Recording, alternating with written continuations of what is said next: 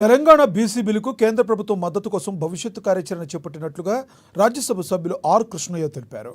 జాతీయ బీసీ సంక్షేమ సంఘ ఆధ్వర్యంలో 42% బీసీ రిజర్వేషన్ బిల్లును 9వ షెడ్యూల్లోనే చేర్చాలని డిమాండ్ సాధనతో చలో ఢిల్లీ కార్యక్రమానికి ఏర్పాటు చేసినట్లు చెప్పారు. బీసీ సంఘాలు, బీసీ శ్రేణులు జిల్లాల నుంచి చలో ఢిల్లీ కార్యక్రమానికి రావాల్సిందిగా ఆయన పిలుపునిచ్చారు.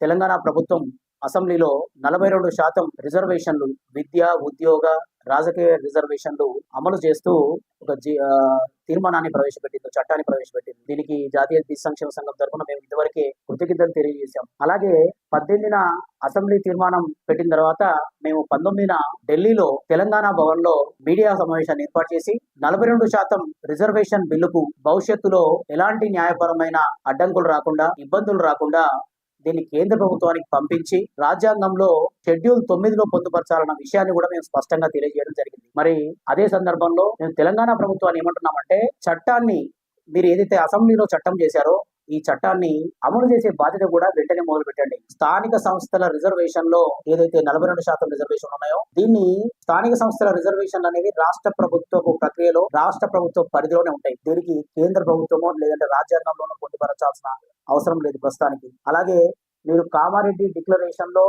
చెప్పిన విధంగా స్థానిక సంస్థల రిజర్వేషన్లే కాకుండా ప్రభుత్వ కాంట్రాక్ట్లలో, ప్రభుత్వ మెయింటెనెన్స్ కాంట్రాక్ట్లలో కూడా నామినేటెడ్ పోస్టులలో కూడా 42% రిజర్వేషన్లు బీసీలు మీరు ఎంత ఉంటే మీకు అంత వాటా ఇస్తామని చెప్పేసి రాహుల్ గాంధీ గారు కూడా స్పష్టంగా తెలియజేయడం జరిగింది. పలు సందర్భాల్లో ముఖ్యమంత్రి రేవంత్